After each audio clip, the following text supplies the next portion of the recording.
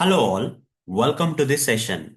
As already mentioned in the previous session, before you start learning Selenium test automation tool, you should have the basic knowledge on software testing. If you already have the basic knowledge on software testing, you can skip this session and upcoming sessions on software testing basics also you can skip. But if you don't have the basic knowledge on software testing, here are the list of items that I'm going to cover as part of software testing basics in the next few sessions, followed by this session.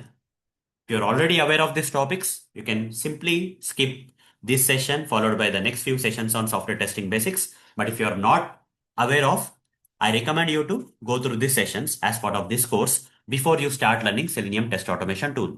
So what are this list of topics that I'm going to cover as part of training you on software testing basics? The first one is I'll be covering what is testing, what actually is testing.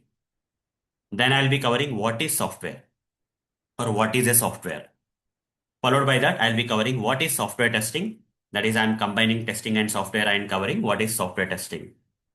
Then I'll be covering why we have to perform testing. What is the reason or purpose of performing the testing? That I'll be covering here in this particular topic, which is going to come next in the next few sessions. Then followed by what will happen if testing is not performed.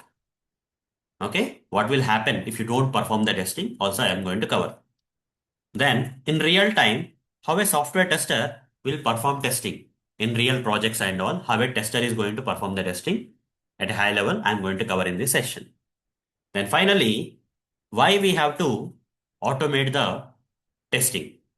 What is the reason behind why software testers generally automate the testing process? These are the list of topics that I'm going to cover as part of software testing basic knowledge that is required for Selenium test automation tool.